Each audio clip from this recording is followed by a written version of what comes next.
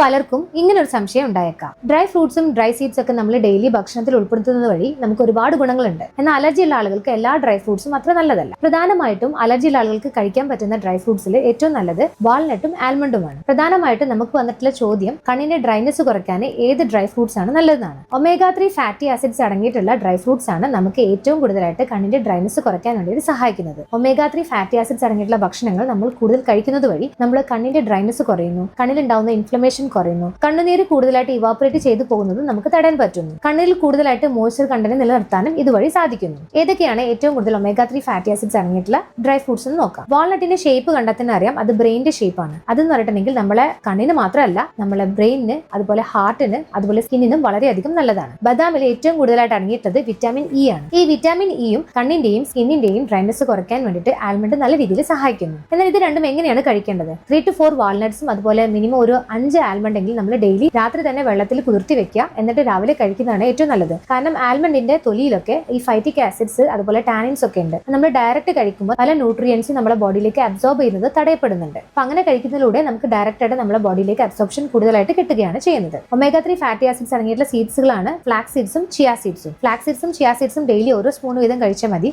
Flax seeds ഒക്കെ നന്നായിട്ട് ഉണക്കിയിട്ട് powder ഫോമിലാണ് യൂസ് ചെയ്യാൻ ഏറ്റവും നല്ലത്. അത് നിങ്ങൾക്ക് സ്മൂത്തിയിലോ ചപ്പാത്തി മാവിലൊക്കെ ആഡ് ചെയ്തിട്ട് ചപ്പാത്തി ഉണ്ടാക്കുമ്പോൾ നമുക്കത് യൂസ് ചെയ്യാവുന്നതാണ്. ചിയ സീഡ്സിൽ ഫ്ലാക്സ് സീഡ്സിനെക്കാട്ടും കൂടുതൽ ഒമേഗ 3 ഫാറ്റി ആസിഡ്സ് അടങ്ങിയിരിക്കുന്നു. അത് മാത്രമല്ല അതിൽ ഏറ്റവും കൂടുതൽ പ്രോട്ടീൻസും അതുപോലെ ആന്റി ഓക്സിഡൻസും കൂടുതലായിട്ട് അടങ്ങിയിരിക്കുന്നു. ഒരു spoon chia seed at least 30 minute എങ്കിലും നമ്മൾ കുതിർത്തി വെച്ചതിന് ശേഷം മാത്രമേ കഴിക്കാൻ പാടുള്ളൂ. അപ്പൊ അതൊരു ജെൽ ഫോമിലാവും. അത് വളരെ റിച്ച് ആയിട്ട് ഫൈബർ കണ്ടന്റ് ഉണ്ട്, അതുപോലെ ആന്റി ഓക്സിഡൻസും അതുപോലെ ഈ പറഞ്ഞ ഒരുപാട് വിറ്റമിൻസ് അതിൽ അടങ്ങിയിരിക്കുന്നു. അതുകൊണ്ട് തന്നെ നമുക്ക് കണ്ണിന്റെ ഡ്രൈനെസ് കുറയ്ക്കാനും ഡൈജഷൻ നല്ല രീതിയിൽ ആവാൻ പോലും ചിയ സീഡ്സ് സഹായിക്കുന്നു. ഇതിനെല്ലാം ഉപരിയായിട്ട് ക്യാരറ്റും അതുപോലെ തന്നെ ഇലക്കറികളും ഭക്ഷണത്തിൽ കൂടുതലായിട്ട് ഉൾപ്പെടുത്തുന്നത് വഴി കണ്ണിന്റെ ആരോഗ്യം കൂടുതലായിട്ട് മെച്ചപ്പെടുത്താൻ പറ്റുന്നു. ഇത്തരം ഡ്രൈ ഫ്രൂട്ട്സും അതുപോലെ തന്നെ സീഡ്സുകളൊക്കെ നിങ്ങൾ എന്തായാലും ഭക്ഷണത്തിൽ ഉൾപ്പെടുത്തുക. അതുവഴി തന്നെ നമുക്ക് നല്ല രീതിയിൽ കണ്ണിന്റെ ഡ്രൈനെസ് കുറയ്ക്കാൻ പറ്റുന്നതാണ്.